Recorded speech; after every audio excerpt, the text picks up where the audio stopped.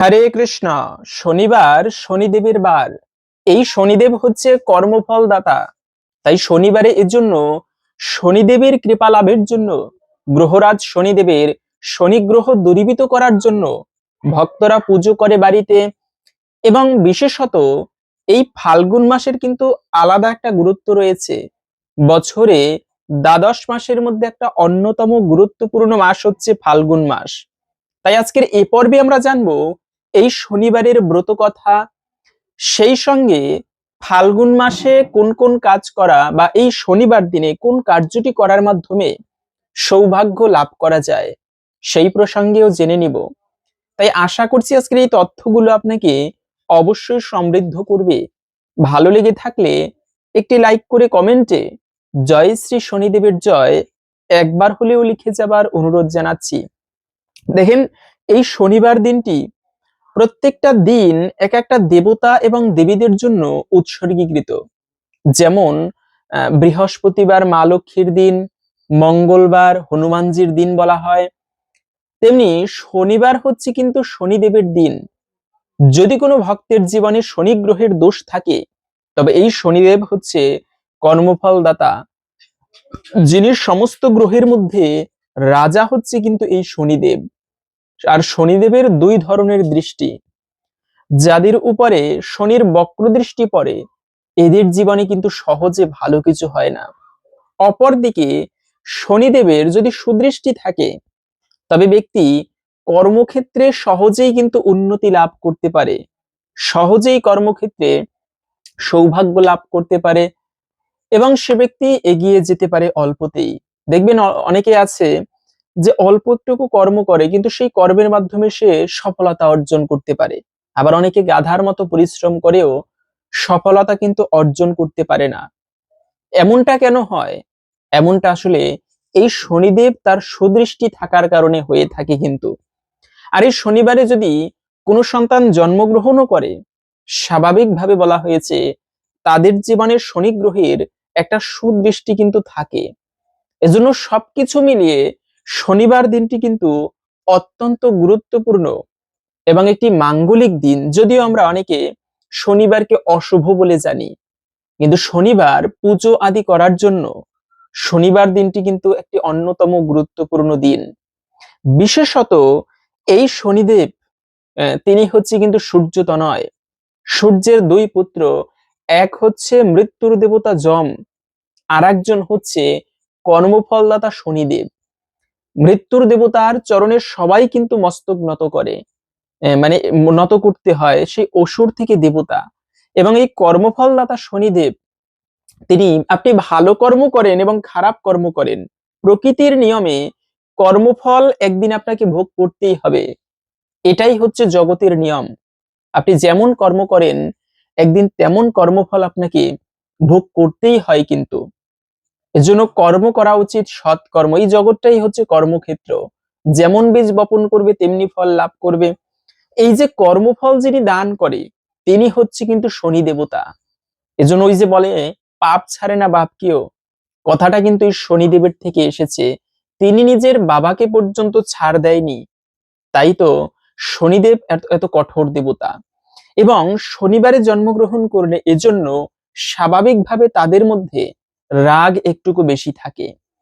এবং দেখবেন তাদের নেগেটিভ দিক হচ্ছে কর্মক্ষেত্রে সহজে উন্নতি পায় না। কিন্তু যদি লেগে থাকতে পারে, একটা পর্যায়ে গিয়ে শনিদেবের কৃপায় সে ব্যক্তি কিন্তু সহজে কর্মক্ষেত্রে উন্নতি পায়।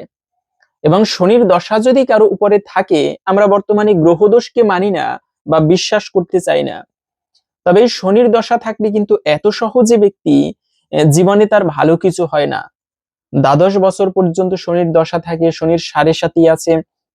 তো এজন্য মূলত এই শনিবারে আর একটা গুরুত্বপূর্ণ বিষয় হচ্ছে শনির দশা থেকে বা শনি গ্রহের দোষ থেকে মুক্ত থাকার জন্য আপনারা শনিবারে হনুমান পুজো করতে পারেন। যদিও বা হনুমান পুজো মঙ্গলবারে করা হয়, কিন্তু শনিবারে যদি কেউ হনুমান পুজো করে, এর ফলে কি হয়?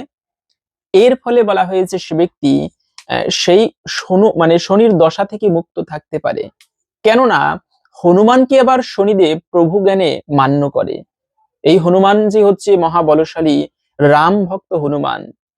আর যারা রামের ভক্ত হয়, যারা রামের পুজো করে, যারা হনুমানের ভক্ত হয়, এদের উপরে কিন্তু শনির প্রভাব অতটা খাটে না।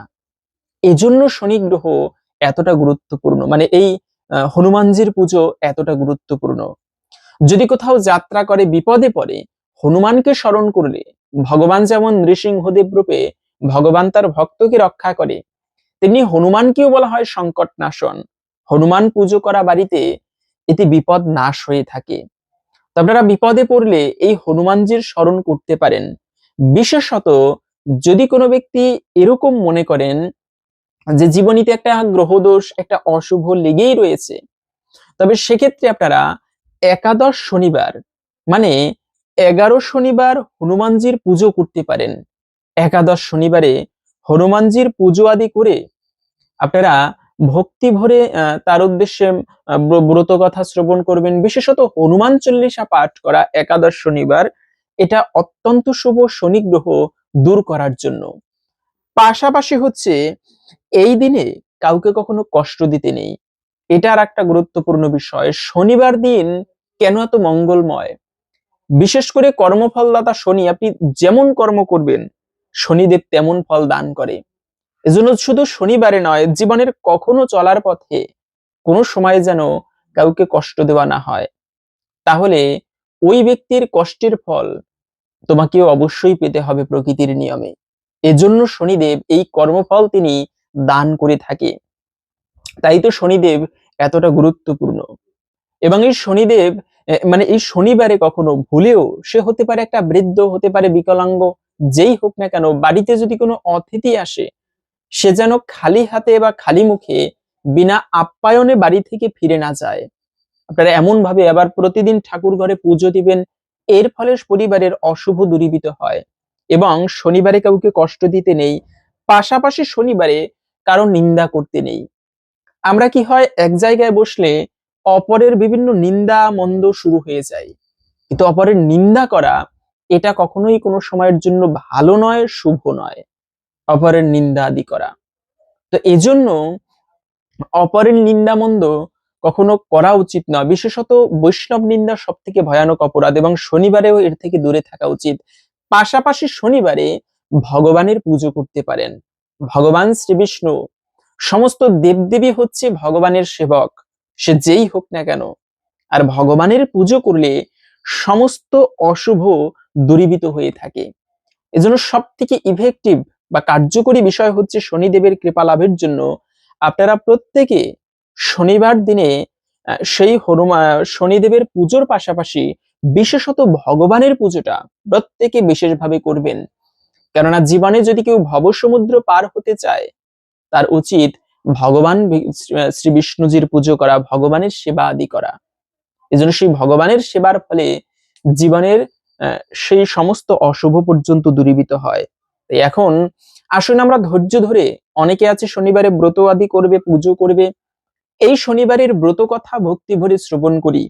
এতে অনেকাংশেই এই শনিদেবের কৃপা একটুকু হলেও প্রাপ্ত করা যায়, তার প্রতি বিশেষ ভক্তির উদয় হয়। তাই আসুন কিছুক্ষণ সময় ধৈর্য ধরে শ্রবণ করি, কেননা শ্রবণম মঙ্গলম, শ্রবণের ফলে বিশেষ মঙ্গলের উদয় হয়ে থাকে। আশা করছি এর ফলে একটুকু হলেও বিশেষ ভক্তি লাভ হবে। শুরু করছি শনিবারের বিশেষ ব্রত কথা। একদা শ্রীহরি নামে এক ব্রাহ্মণ ছিলেন। তিনি নিত্য ভিক্ষা করে খেতেন এবং দিবারাত্র কৃষ্ণ নাম জপ করতেন। অন্তরে সদাই সুখী ছিলেন তিনি, কিন্তু রোজ দিন ঠিকভাবে অন্ন জুটত না পেটে।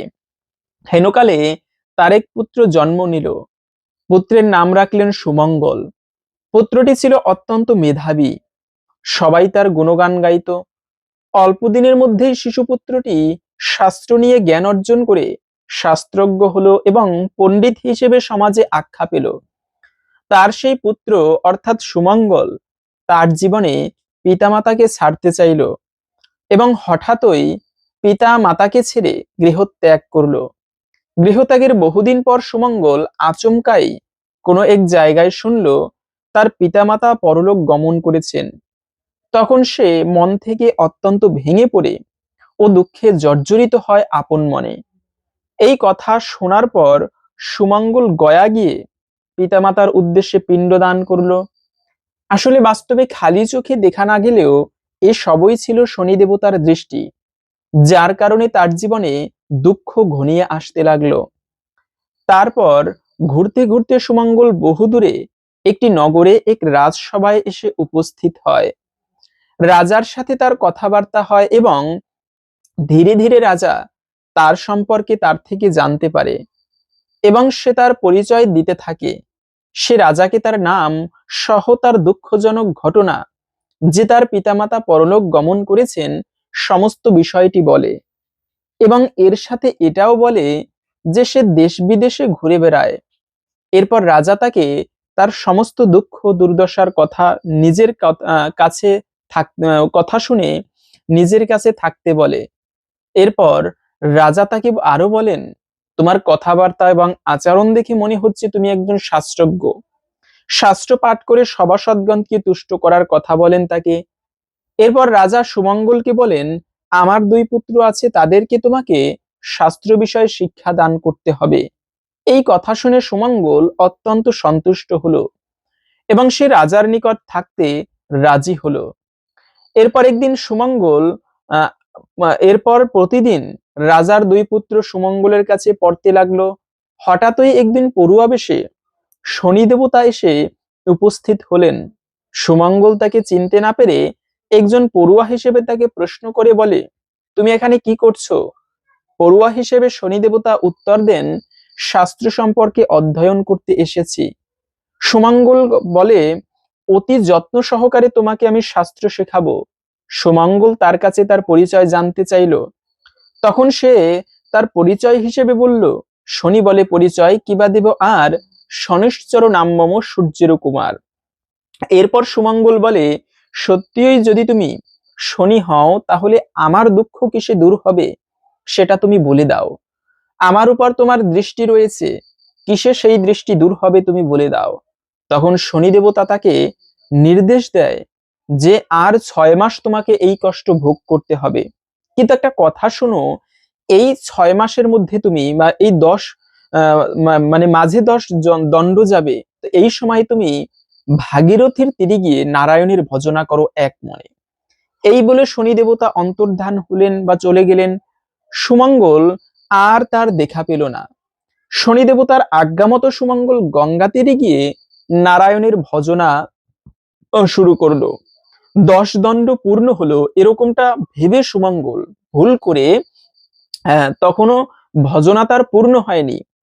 এভাবে করে সুমঙ্গল তার ভজনে গভীরভাবে মগ্ন ছিল। পিতা মাতাকে স্মরণ করতে থাকে সে ভজনের মধ্যেও, যে অনেক ভুল করেছে বাবা মাকে ছেড়ে।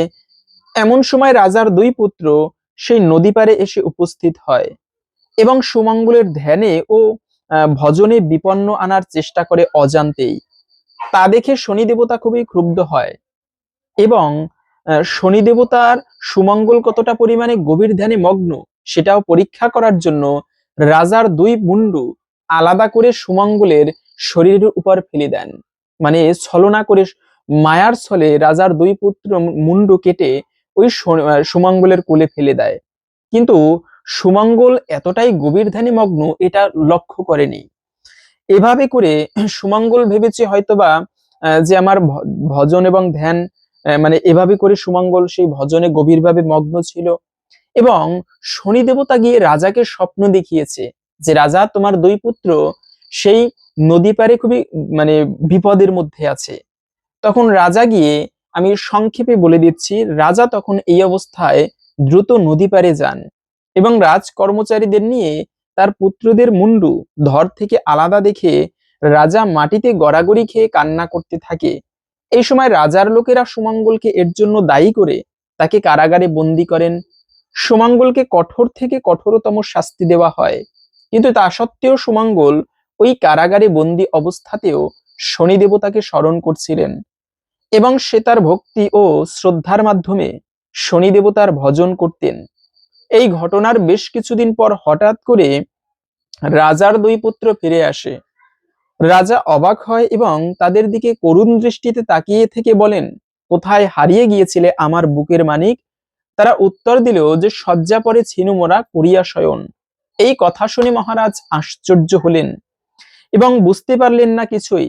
ঠিক এই সময়ে রাজার সেই ব্রাহ্মণ সুমঙ্গলের কথা মনে পড়ল, যে কারাগারে বন্দী ছিল। না বুঝতে পেরে ভুলের বশে কত কষ্টই না সুমঙ্গলকে দিয়েছি। মহারাজের আদেশে তার কর্মচারীরা তাকে দ্রুত কারাগার থেকে মুক্ত করে নিয়ে আসার আদেশ দেওয়া হলো। এরপর সুমঙ্গলকে রাজার সামনে নিয়ে আসার সাথে সাথেই রাজা সুমঙ্গলের কাছে ক্ষমা চাইলেন এবং রাজার চোখ দিয়ে জল পড়তে লাগলো। এরপর রাজা সুমঙ্গলকে বলল, তাহলে তখনকার যে মুন্ডু দর্শন করেছিলাম?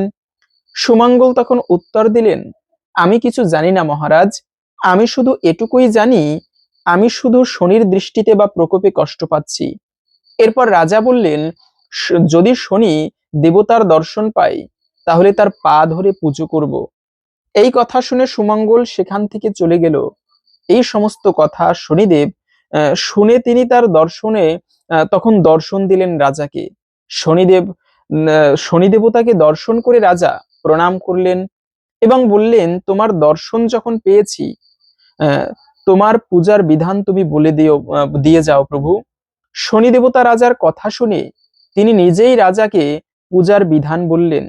শনি বলে, পূজাবিধি শুনহ রাজন, শুদ্ধ বারে শুদ্ধ মনে আমারও বারেতে করিবে আমার পূজা একান্ত মনেতে।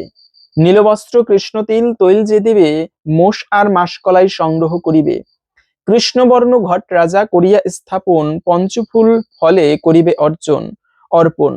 এই মোর পূজাবিধি কহিলাম সার, ভক্তিই প্রধান যেন কি বলিব আর। আমার প্রসাদ খাইবে করিয়া যতন, সর্বপাপ দূরে যাবে আমারও বচন। অভক্তি করিয়া প্রসাদ যে খাইবে, অল্পদিন সমনের ভবনে সে যাবে। আমার পূজায় যেবা করে অনাদর, চিরকাল দুঃখ পায় পেয়ে হইবে কাতর। এত বলি শনিদেব হইল অদর্শন, ভক্তি ভরে করে রাজা শনির পূজন। এরই মাঝে সুমঙ্গল বিদায় লইয়া করে সে শনির পূজা গঙ্গা তীরে গিয়া। এরই মতে প্রচারিল পূজা শনিদেবের। শনির শনির পাঁচালী যে রাখিবে ভবনে, কখন না পরে সে বিপদ বন্ধনে। স্কন্দ পুরাণের কথা, অন্যথা না হয় যথারীতি ব্যাসবাক্য মিথ্যা কবু নয়। শুদ্ধাশুদ্ধ জ্ঞানহীন বলে নিবারণ, ভূমিতে লটাইয়া বন্ধ শরীর চরণ। এত বলি শনি গ্রন্থ সমাপন করি, শনেশ্বর প্রীতে বলো শ্রীহরি শ্রীহরি। তো এই ছিল মূলত শনিদেবের ব্রত কথা। তো আপনারা ভগবানের পুজোটা প্রতিদিন বাড়িতে করবেন, এর পাশাপাশি শনিদেবের উদ্দেশ্যে। তবে শনি পুজো কিন্তু বাড়িতে নয়, বাড়ির বাহিরে অথবা শনি মন্দিরে শনির পুজো করে এই ব্রত মাহাত্ম্য কথা পাঠ অথবা শ্রবণ করতে পারেন। ভালো লেগে থাকলে একটি লাইক করে কমেন্টে জয় শ্রী শনিদেবের জয় একবার হলেও লিখে যাবার অনুরোধ জানাচ্ছি। ভগবানের কৃপায় আমাদের সকলের জীবনে মঙ্গল হোক, শনি গ্রহ দূরীভূত হোক, এই কামনা করে আজকের ভিডিওটি এখানে সমাপ্ত করছি। হরে কৃষ্ণ।